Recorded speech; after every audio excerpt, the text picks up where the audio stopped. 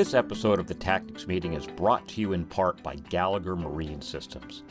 Gallagher Marine Systems is the industry's most comprehensive source of full-service, in-depth compliance support.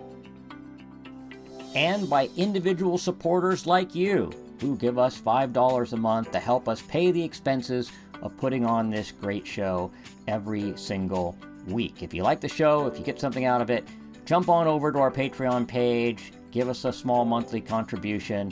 We would really appreciate it. Well, it's time for the Tactics Meeting, the program where we talk to subject matter experts about response tactics and technology. And today I'm excited to have Ed Levine. I think your Gmail email address says it all, retired NOAA Scientific Support Coordinator and co-author of the latest report of oil in the sea, issue 4, which I'm excited to talk about. Ed, welcome to the program. Thank you, Dan. Happy to be here. So, Ed, as I ask everybody, how did you come to be in the oil spill response community? I can't imagine that the day you were signing up for your freshman classes in college, you were like, God, I want to be a NOAA Scientific Support Coordinator. What can I do to make that a reality? So it was a slightly sinuous path, but fairly straight after a while. My high school yearbook picture under the caption says veterinarian, which is what I was hoping to be. So I entered Boston University in their 6-year pre-med program. Not even sure how I got in, but I was accepted. And I quickly realized that veterinary medical school was harder to get into than human medicine, just, in terms of supply and demand for the slots. And I believe it's still that way today, that there are far fewer veterinary slots. And I didn't do 4-H. I grew up in the Bronx. I didn't, it was just one of these things. Oh, what do you want to do? I want to be a veterinarian. So I didn't put in any of that background work to really make me stand out as a good candidate. So after about a year in the pre-med program, I was like really floundering of what do I want to do. And I ended up finding out that Boston University had something called independent concentration. It was, you designed your own major. So it was like, well, what would I like to do? So I like beaches. So I designed a course of study that my actual undergraduate degree is in coastal environmental studies. And at the time, when I graduated, the Coastal Zone Act came out, and every coastal state had to come up with a policy of how they would deal with their coastal zones. So that was my goal. My degree was coastal environmental studies. This just seemed like a perfect match. And I applied to at least half a dozen states. And basically all the replies I was getting was, we'd love to hire you, but we're looking for somebody with a graduate degree. So reading between the lines, I thought I better go get a graduate degree. So ended up applying to 5 marine science programs. I got accepted to the University of Puerto Rico. They offered me some money to come study. There's a long story in the background with me and a professor and the money, but long story short, I ended up going down there, spent 4 years. I got a degree in marine sciences. My thesis was on nutrient cycling in red mangroves. Puerto Rico was 4 years in paradise to me. I loved it down there. Well, they had beaches, right? I mean, you love beaches, and they have some beautiful, beautiful beaches. They had beaches and coral reefs and water. And I lived in a $1,000 house in a $1 million location. Anyway, moved back to New York. Took about 6 months to get a real job. I did a few handyman things and this and that, but sent out 50 resumes, and one of these chance luck situations, somebody I sent a resume to forwarded the resume. It was like, oh, I can't use this guy, maybe you can, at the New York City Department of Environmental Protection. I went in and had an interview, and they hired me as a microbiologist to look at water quality from the sewage water treatment. And while I was there, basically I became the head of the water quality monitoring unit, which it turned out it was great in terms of once a week we went out on a boat to take water quality samples around New York City Harbor and out in the New York Bight. As part of that, one day, Gary Ott, who was the NOAA Scientific Support Coordinator, heard about our program, and he said, "Oh, let me check into this." So he came out with us to see, what kind of work we did in case NOAA ever needed that help. And he told me what he did, and I thought, gee, that sounds really great. Fast forward a little, we ended up working with the Coast Guard did a sting operation for at that time, the New York City had a fleet of tankers that took sewage sludge out into the Bight and dumped the sludge in the ocean.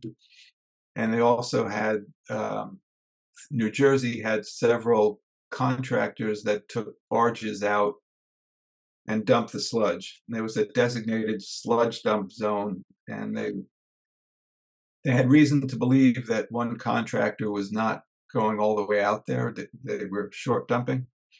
So they set up this big sting operation. They had cigarette boats and helicopters and Coast Guard boats. And anyway, we were part of so it was the first time I worked with the Coast Guard, and I thought, geez, this is really cool.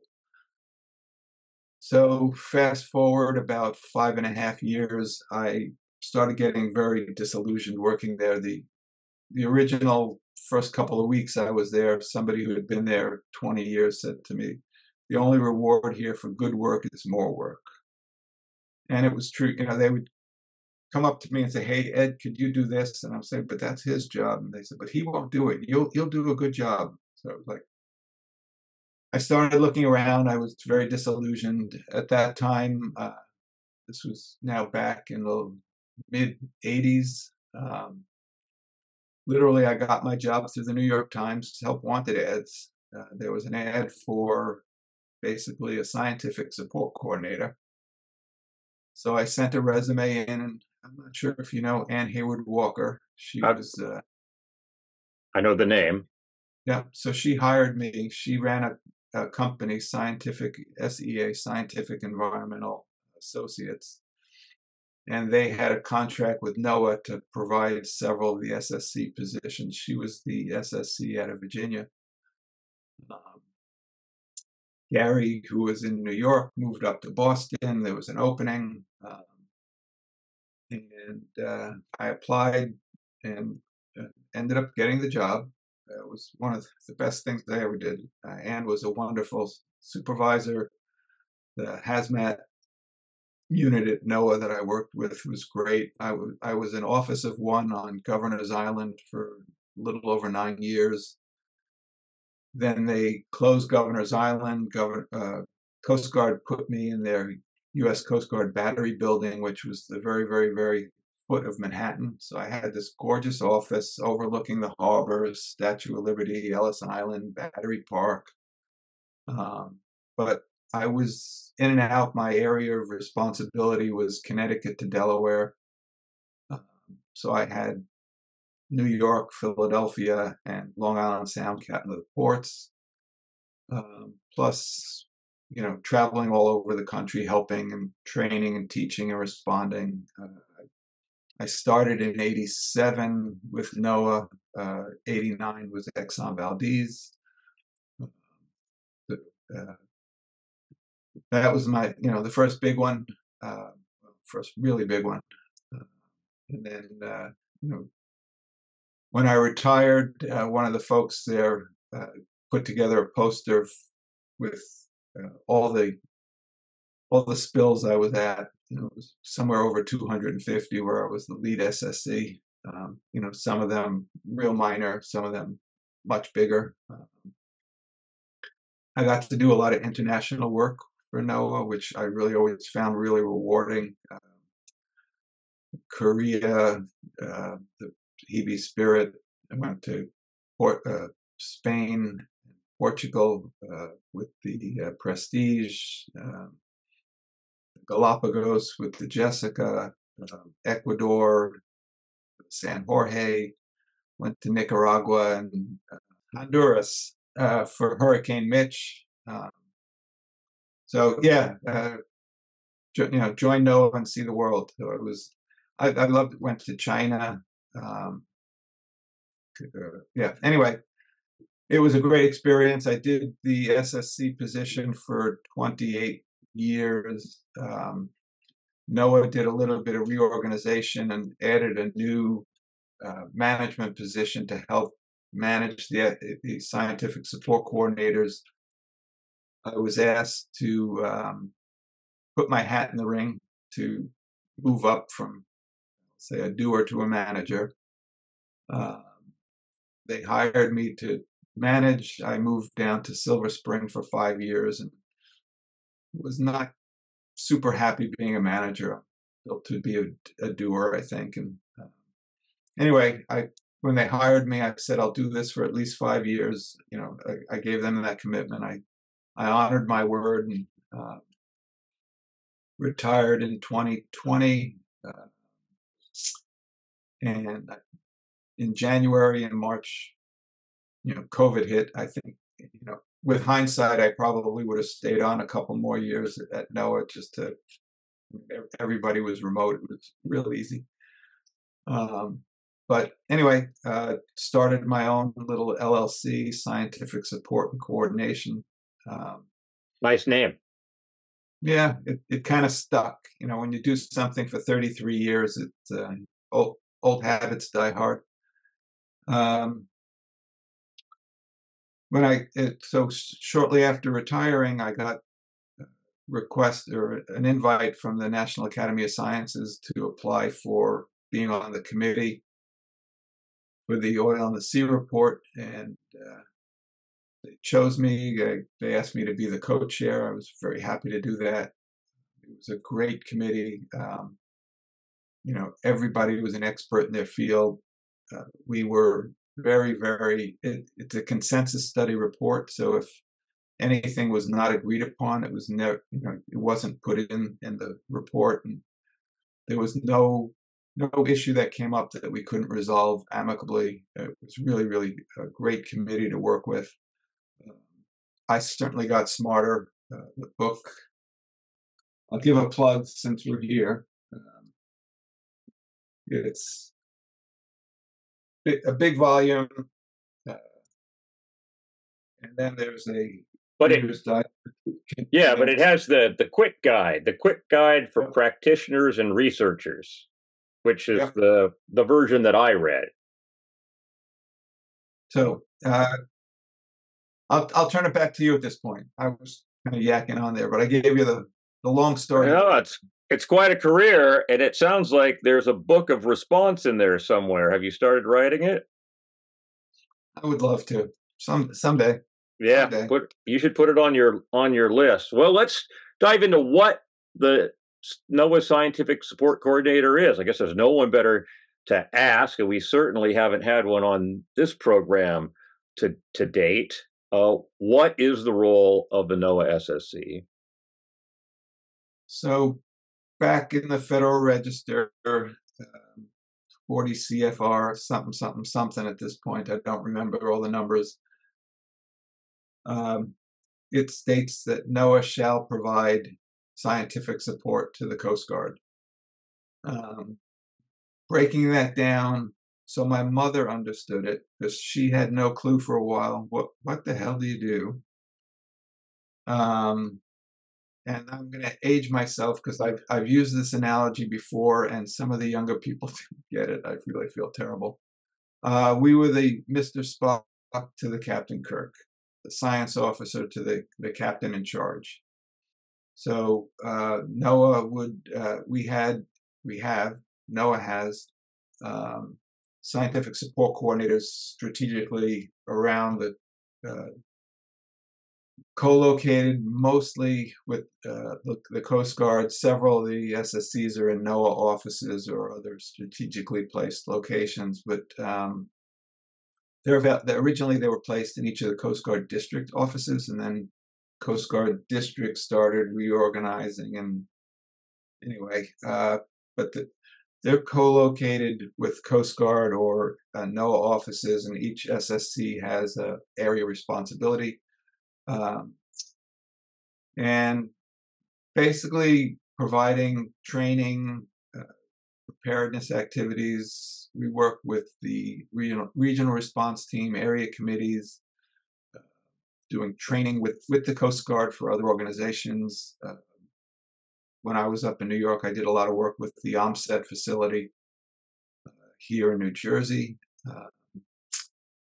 The SSCs work with a philosophy. There's a home team out in Seattle that has a lot of really, really, really smart people with letters after their names that do chemistry, trajectories, physical oceanographers, chemical oceanographers, biological oceanographers, computer science specialists. And program started by, it was somebody called John Robinson, who actually, he was on the team that helped put the first men in the moon. And then he came over to NOAA and had this idea of having a strike team ready to support the Coast Guard. And he put together one of the first scientific support coordinator ideas through NOAA, and it was called the OCSEP, the Outer Continental Shelf, something, off of Alaska, which kind of helped fund it, I think, as well. And then the program grew. I guess they were successful. They helped with one of the spills in Massachusetts. We sent folks over to France for that, the Argo Merchant. And the team really specialized in oil spills and chemical releases to be that scientific arm for the Coast Guard. Basically the idea is that we package the information for decision makers to figure out, what's the next step.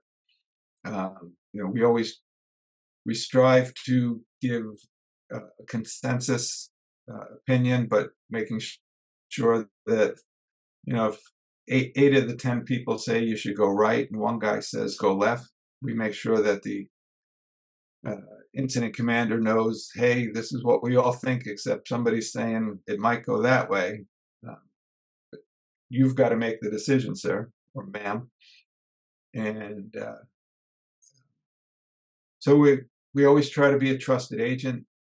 While we are NOAA employees, we do not look at NOAA resources any more than Fish and Wildlife or state resources, or we try to be that level board of these are the facts and just the facts. Can you give me an example of an opinion that the SSC might give to the Coast Guard Federal Unseen Coordinator? Sure. Depending on the type of spill and the shoreline, we participate in the SCAT surveys and look at cleanup options. One of the ways I always went through a mental exercise is, how clean does it have to be, and how quick does it have to be that clean? So if you get oil in a marsh in April and the birds are returning to that marsh to do their spring rituals, and it's April and they're coming in May, well, you might have to bulldoze that area and replant it and reseed it in the quick. If it's November and the birds aren't coming till May, well, now you have 6 months to clean it up. So you put people in with shovels and mops, and you have a much more gentle approach to the same end. You're going to end up at the same end point, but how quick you get there is determined by some of that activity. So we'd look at that. What's the biology of the area? What kind of oil is it? What's So that's one example. So how clean is clean? That's one of the first. So when you first walk in the door, is that one of the first things on your mind? You're saying, all right, we've got this spill. What is our end state going to look like? Because everything else is driven towards that end state, right? Yeah. Well, it's like everything else. You need the endpoints. Even for operations, they've got to know when to demob their equipment, and we do have kind of semi-generic guidelines for what recommendations would be for a sandy beach or a marsh or a rocky headland or a jetty or piers, or the legal definition of it. That is, it can't sheen anymore. For the Coast Guard and the Clean Water Act, if it sheens, it's illegal. You're going to get fined. You got to clean it up. But sometimes a sheen isn't so bad, and sometimes it's the white glove test. If you touch it and the oil doesn't come off, if it's a creosote piling and it's been oiled. So it's subjective and objective at the same time. That's really interesting. We had a tarball event in Washington and Oregon recently, where there was a fair amount of discussion on how clean is clean, and in this particular case, I'm not sure that this part makes a difference, but there was no responsible party, so it fell on the Coast Guard and the states to make this decision, and so I mean, by tar balls, I'm talking about the size of a quarter, but likely crude oil, right? And I never did hear anybody talk about is it sheening or not. So that's pretty interesting. If this that's one criteria.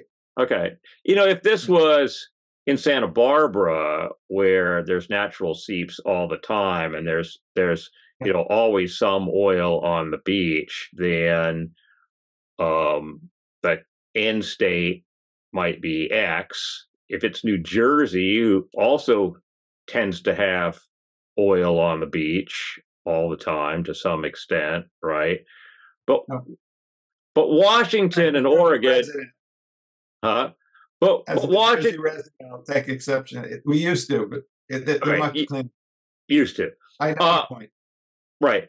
But Washington and Oregon don't have any offshore drilling or offshore production or anything like that. And there's no natural seeps along the Washington, Oregon, or Northern California coast. And so the amount of oil that's on the beaches on a day-to-day basis is generally zero.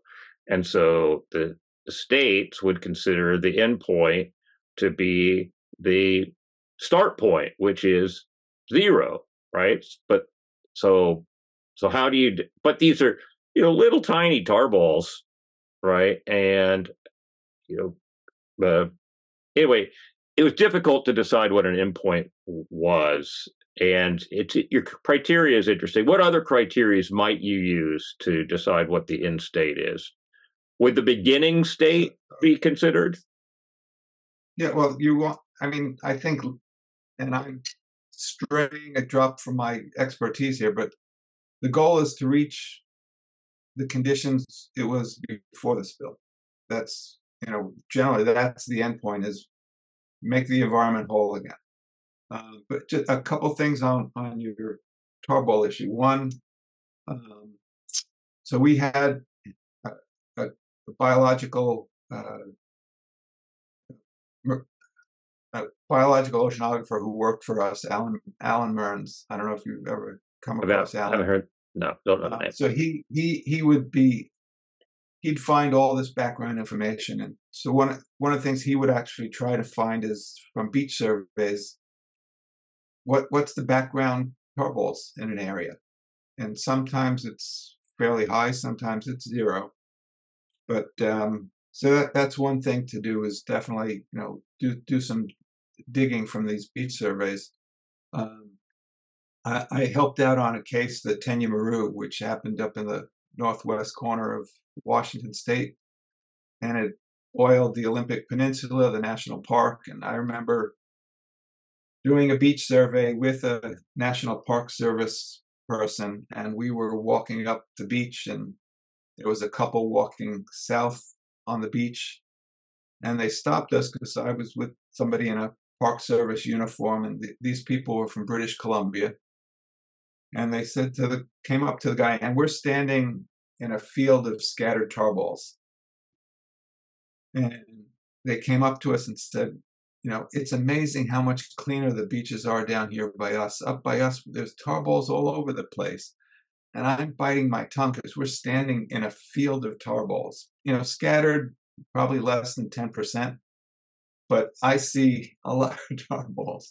And I guess these people were used to more than that. It was just very humorous that they walked away, and the park ranger and I looked at each other, and they were unconcerned. So anyway, the eye of the beholder, perspective is everything, is one of my go-to phrases. Who else other than the NOAA Scientific Support Coordinator kind of gets involved in this how clean is clean discussion? So every state has a trustee. They're usually involved in the incident, the unified command. They have, the state representative will be a voice at the unified command level, and they usually have people that are working down in the environmental unit. That's the SSC usually works a lot with the environmental unit. A couple of times I've been the environmental unit leader. Other times, the SSC has a unique situation because of the verbiage in the Federal Register. NOAA shall provide scientific support to the Coast Guard. We have a direct line. The SSC should have, when they're having a unified command meeting, if the SSC needs to talk to the unified commander, a lot of times it doesn't need to go through the whole chain of command. We have that carte blanche to go in, and the SSC should have that relationship pre-existing with the captain of the port, that they would seek that advice. Otherwise, other times we're working in the environmental unit, coming up with dispersant planning missions or shoreline cleanup recommendations, or working with the trajectory to get ops to be ahead of the front of the oil. But there was just one other thing, just jumping back to the tarball issue and how clean is clean. One of the things we would recommend is not using chemical analysis. Not picking up the sand and measuring 8 part per million hydrocarbons in the sand, and because it's so patchy, there's probably nowhere that has background on that to compare it to. It's opening up a can of worms, because you may never reach zero if zero is your goal. That happened to us also in the North Cape spill up in Rhode Island. It was a large diesel spill in a storm. The diesel got very mixed into the water column, actually went fairly deep. It ended up killing thousands, maybe tens of thousands of lobsters and clams and bottom organisms, because it was your worst case scenario for that. And anyway, the governor, the fisheries were shut down in the area, the response zone. And the governor came back and said, well, we're not opening this up till the area is pristine. And it wasn't pristine before the spill. So he set an unachievable goal. So we had to kind of talk him back off the ledge and, say, we'll bring it back to pre-spill conditions. Same thing happened during Exxon Valdez. President Bush, #1, basically said the same thing. They're going to make Prince William Sound pristine again. Ain't going to happen. You can still go to Prince William Sound and find oil. So I caution people on making public statements with unachievable goals. Yeah, well, you'll never see me making a public statement if I don't have my PIO standing right next to me. I've learned that lesson. Yeah. So is there a decision memo that the EU writes that they send to the Unified Command saying this is our recommendation, or do you put it in the cleanup plan? How do you communicate and then get approved a cleanup end state? Eventually, it goes through the IAP. Everybody has to sign off on these are the cleanup guidelines. Working with operations, we're not going to say use bulldozers if they can't get a bulldozer from the highway to the beach or whatever. So we have to work with them as, what's the art of the possible. As, we try not to make it worse. That's another one of our little moral codes. Don't make it worse. We cleaned up the beach, but we drove bulldozers all over the place, and the beach is dead now, but there's no oil on it, right? Yeah. The other thing, I'll give you our 2 other mottos: never been to the same spill twice, and we always reserve the right to be smarter later.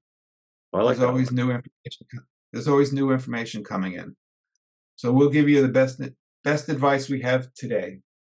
If something else changes tomorrow, if they tell us it's leaking twice as fast as we thought it was, or it's a heavier oil, or whatever changes, that gets factored into our next recommendation. In this report, Oil in the Sea version 4, it talks about emerging fuels. Can you give an example? I'm going to do a drill here in a couple of weeks where the spilled product is renewable diesel. And I was trying to understand what the difference between renewable diesel and biodiesel was. Is it an actual chemical difference, or is it a marketing name? I guess it is an actual chemical difference. But, here's this other fuel that I have never really dealt with before. What are your thoughts? So the recommendation was these need more study. So I don't have an answer for you of what the difference is, if it's marketing or if it's actual chemical. But we looked at there are several emerging new the low sulfur fuels, the very low sulfur fuels, ammonia, the liquefied natural gas. So each of them needs to be studied. We have very, very little background information on how they respond when they're released to the environment. So if a vessel is powered by ammonia, it would no longer be subject to vessel response plans, right? There's no threat of oil spill, except maybe it's carrying diesel for generators and other petroleums. But there's a significant reduction in the threat of pollution, at least from a oil spill perspective. If you release ammonia, you won't have an oil spill. However, the crew may not like it. No, the crew won't like it. Oh, no, they definitely won't. And flammable in confined spaces too. But LPG, as you pointed out, several the 2 tote ships that run out of Tacoma to Anchorage and back, they've recently repowered to LPG, and that's That seems to be a trend. Yeah. So they have to be looked at. It was really the concern that the report identified. So why was this report written? This is the fourth version, right? There have been 3 other versions of this report. Why was this report commissioned in the first place? As you stated, there were 3 previous versions, almost every 20 years, or just about that, from the first one to the fourth one. I guess the initiation was, well, I'll step back. The sponsors for this one, and I'll give it to you because I have it here, was the American Petroleum Institute, API, BOEM, the Bureau of Ocean Energy Management, BSEE, Bureau of Safety and Environmental Enforcement, the Gulf of Mexico Research Initiative, National Academy of Sciences and Medicine's Presidential Circle Fund, and Canada's Ocean and Fisheries. So, and I think what instigated it for them was the amount of knowledge gained post Deepwater Horizon. The amount of money that BP and the government spent after that was phenomenally higher than any other time. The amount of research that came out was just phenomenal. And we really had some big changes in our knowledge base for chemistry of oil, the effects of oil, the inputs of the oil, the fates of the oil, and response techniques and strategies. So national academies basically is a research arm of the government, nonprofit. It's not really a governmental organization, but it works with the government. Anyway, this group came together and said, we would like to fund another study of the oil in the sea. So previously, the previous report was about 150 pages. This one is about 540 pages. We added a full chapter on response technologies and mitigating strategies. We also added, in the previous report, they dealt with human health factors with one sentence saying, we've considered studying, looking at the human health impacts of oil spills and decided it's too complicated. One sentence. We have a whole section on basically the medical and socioeconomic impacts of oil spills. So, community level, individual level. So I think that's a great giant leap forward in what we were able to put in the book. We also, the first chapter looks at, actually the first chapter kind of summarizes what we did. The second chapter, we actually, through discussions with the committee, because there are a lot of, when you say oil, there's a lot of things that could be oil. So we basically spent the chapter defining what is oil.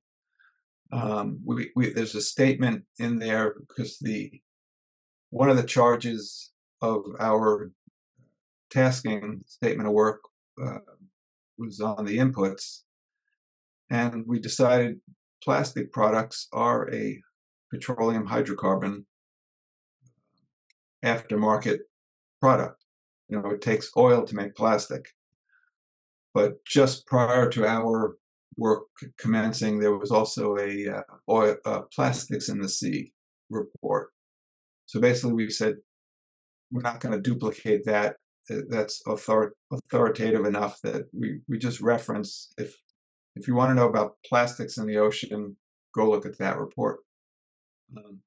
Pretty much the same thing. There was a report by the National Academies on dispersants.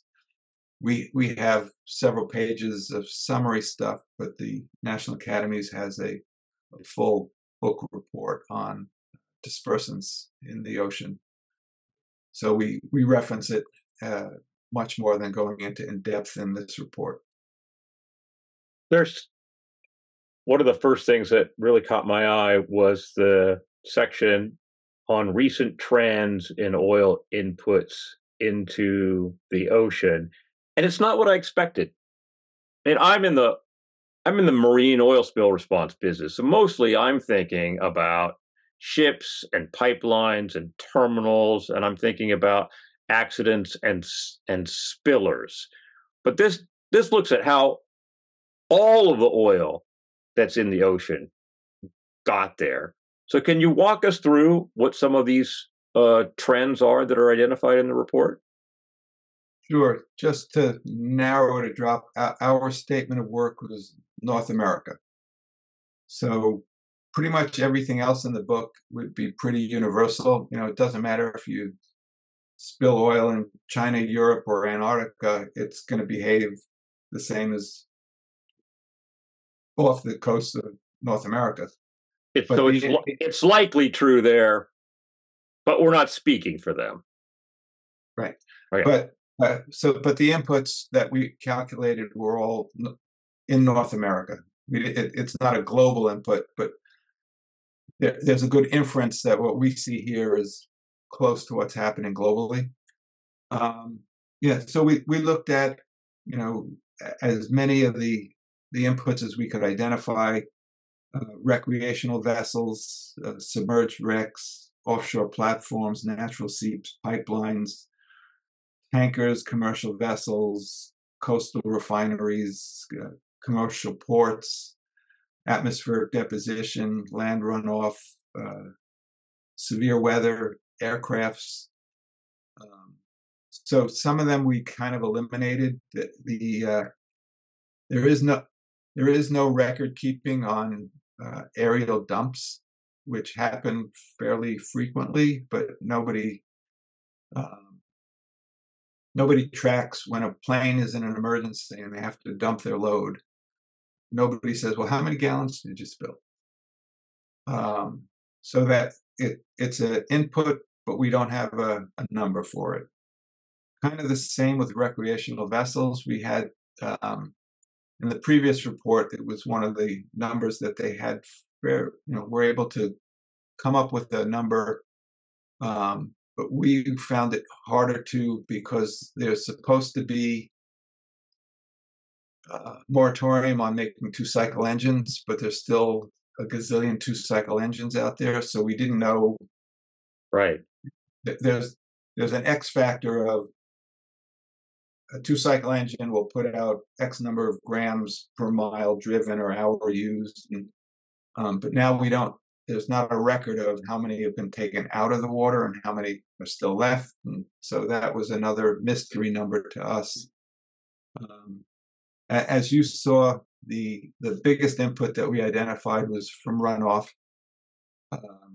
and again, it's a bit of a squeaky number because the accuracy of the data is, there's room for improvement, which was really one of the major recommendations. Again, what was interesting was a fair number of the recommendations that we had for oil in the sea 4 were very similar to oil in the sea 3. So there was some progress made, but there's still considerable room for filling in those gaps. The other thing that we actually did some original research. We hired a contractor through the monies that we had to do the report to help us identify natural seeps and try and estimate the volume of those. So that those numbers are better than in the previous version, but still, we only know what we know. We don't know what we don't know. So there's a lot of unidentified seeps out there. We are probably low in the estimation on that one. And then we had chatted, I guess, a little earlier, the whole thing with wrecks on the bottom of the ocean. There's a number of identified ones that are out there that pose a significant threat at some point, where, when and how they are treated and salvaged or wait till they release is again another recommendation that we think needs to be done. So these are known wrecks. NOAA knows they're there. The Coast Guard knows they're there. Are you aware of any, pre-planning for response around those releases? Are the various captains of the ports aware of those vessels in their area? Yep. NOAA produced a report. I believe the number was 89. They found tens of thousands of these wrecks off the states. Well, I think we used the 200-mile limit to initially do the search. They narrowed it down to, I think it was 89 of high interest, that they still potentially have a lot of oil. They're, metal. They're decaying. That those reports were distributed to the Coast Guard. There was one, the Coimbra, that was off the coast of Long Island, that eventually the Coast Guard did use the Oil Spill Liability Trust Fund, hired a salver, and pumped the oil out of it. It had been leaking for years. It was a known dive site. They would find the wreck by looking for the plume of sheen that was above it. Well, that's convenient for the dive folks. Yeah. So that one is one less to worry about. But that, and additionally to the wrecks, is aging infrastructure. All the pipelines, coastal facilities, with climate change and change of sea level. Again, we think that's another recommendation that came out to look at for, either potential future inputs or activities for us to remediate prior to them happening. How many of those are estimated to be abandoned, like would no longer be associated with the responsible party and would have to be addressed through the trust fund? Does the report look at that? That was one of our recommendations. It needs to be looked at. We did not pull those. We didn't even attempt to do that, but we identified it as a significant potential threat. The report shows a decrease in the amount of oil entering the ocean from natural seeps compared to the 1990 to 1999 version 3 of the report to this 2010 to 2019 version. Is that an actual decrease, or is that it's more scientific information, or what is that?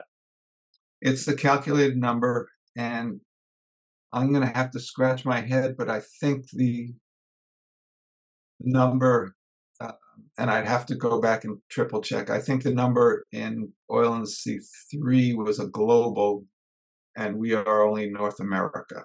Okay, gotcha. It's still a big number. It's 100,000 metric tons a year of oil entering the ocean environment through natural seeps. That's a big number.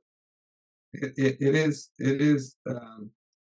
And so one of the things that we ended up doing as well is because we viewed as a committee the deep water as a black swan event, something way out of the norm. Hopefully, we in our calculations we kind of show for under the extraction numbers with deep water and without deep water, because it is statistically it throws everything off. So I appreciated that. So in the 1990 to 1999 study, it showed oil entering the ocean environment from extraction of petroleum as 2,980 metric tons a year.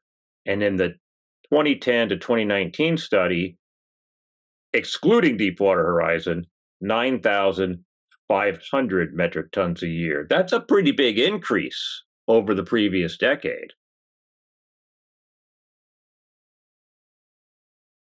You're just like, yes. Are we Does that represent us doing more? Are we just doing more just more activity, or is this part of that aging infrastructure that you were talking about? Um, I'm trying to look here at the numbers because while I was part of the report, this was not part that I wrote, so I'm not the expert on this section. Right. But so you're talking about Extraction of petroleum, and it looks like an increase from platforms. This one has MC20 included in it. So this was there was an event that didn't happen in the previous decade. Right. So it was actually for platform spills, it actually went down a little, excluding deep water. So deep water, with deep water, it was 59,700. Without deep water, it was 2,700 metric tons. And oil in the C3, it was 2,900 metric tons. So it went down. The industry did a little bit better. If they didn't have deep water, it would have been a better report card for them. Right. But it looks like transportation of petroleum gets improved report card. Yeah. So, that's the part of the industry that I generally work with. And I remember when I first joined Clean Sound Cooperative back in 1997, we would get called out for some spill event probably twice a month. And then as time went on, it was like once a month. And then it was like once every 3 months, and then once every 6 months, and then once a year. And there was a point at which I think we went 3 years without ever being called out. And that's just industry improving its processes and its infrastructure. I mean, prevention works.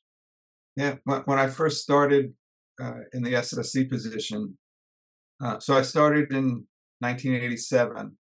In the early 1990s in New York Harbor, just after Exxon Valdez, there was 3 fairly big spills, back to back to back.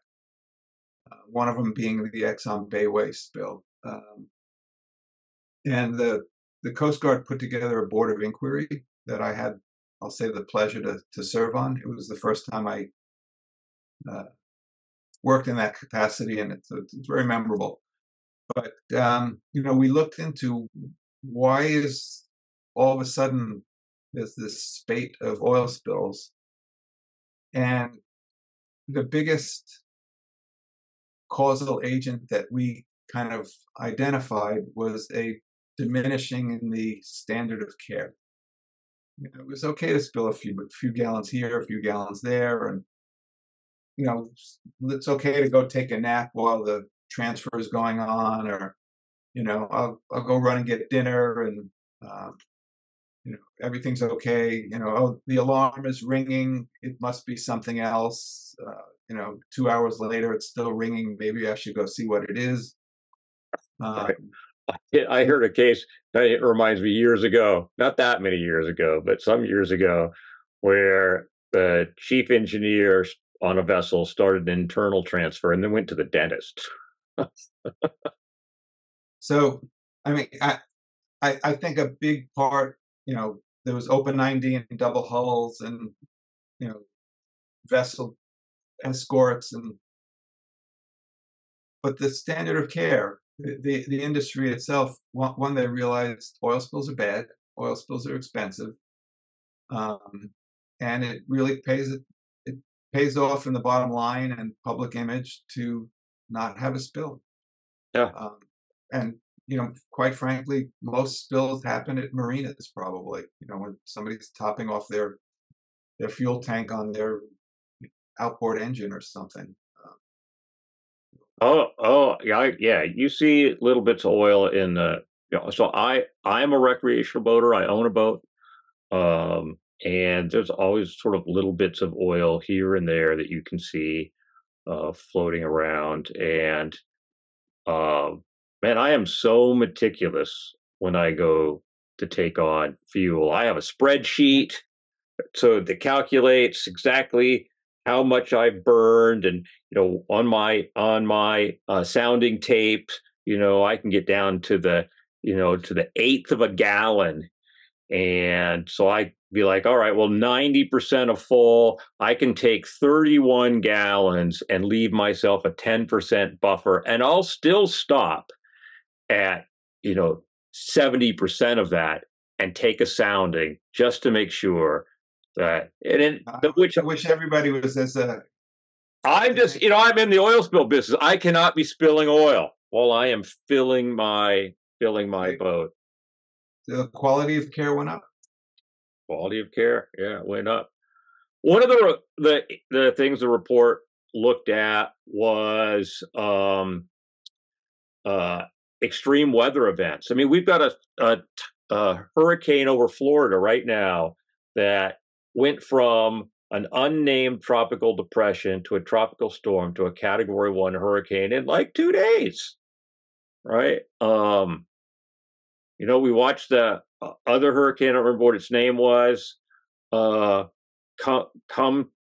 through the West Indies and pick up Category 5. What was this year? Was the earliest hurricane in hurricane season history, right? Or was it the earliest Category 5? And I don't know. There was some like landmark thing that we're getting. I don't know if you follow that kind of thing these days, but I do, but I'm not with the Hurricane Center. Right. So, but we're seeing these stronger storms. There's even talk of needing to revise the scale to have a Category 6 hurricane, because right now we're just calling it a strong Category 5 or a mega 5 or whatever it is that we're calling it. It's time for a 6. Superstorm, right? So Superstorm Sandy. Does the report look at the increased threat of oil spills due to these increased extreme weather events? Yes. Again, it's another one of the recommendations that came out of the report was, prepping the industry for, change, increased storms, increased high sea level, more intense flooding. I did respond to Hurricane Katrina and Superstorm Sandy. Katrina was one of the largest, additive.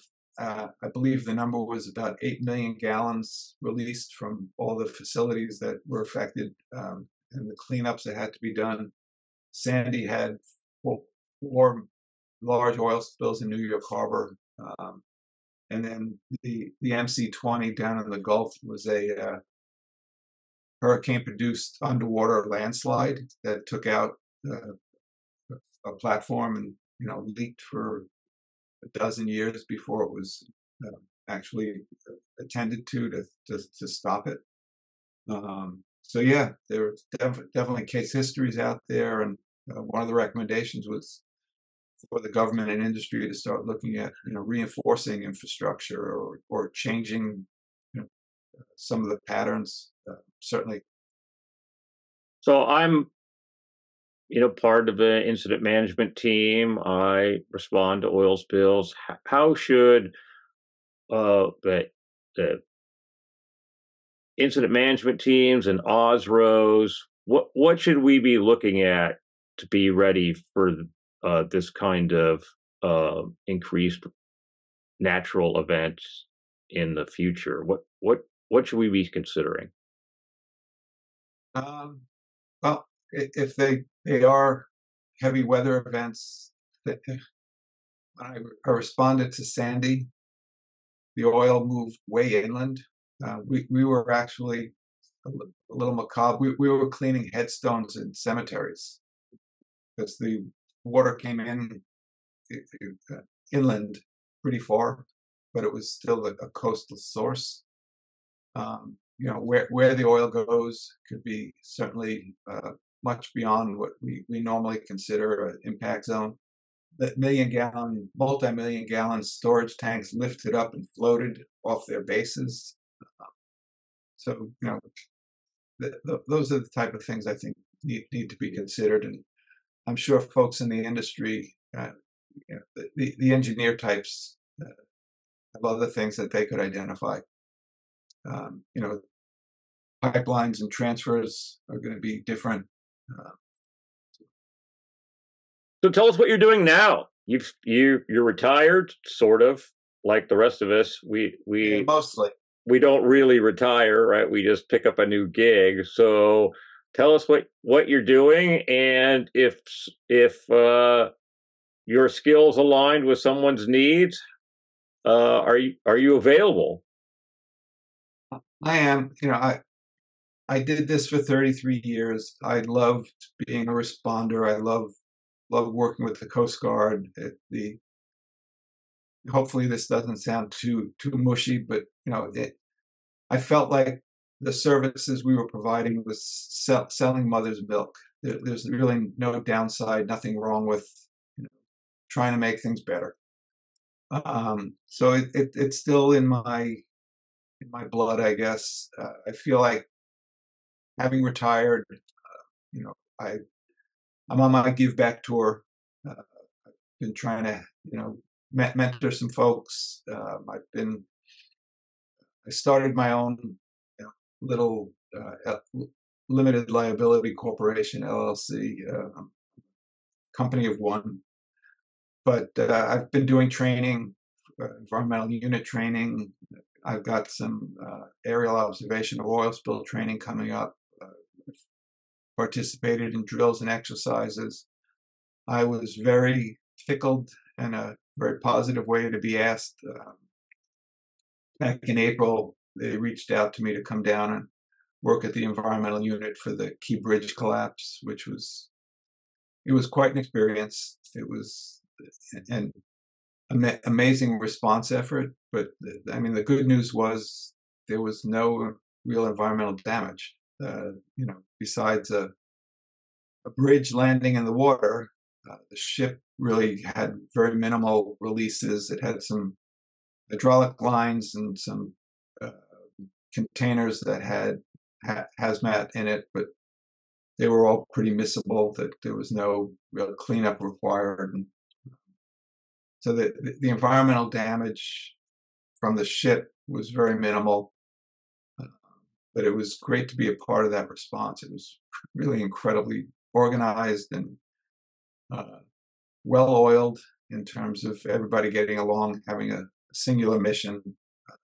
Get the bridge out of there so we can open commerce and find the missing people, and start getting to the recovery and restoration.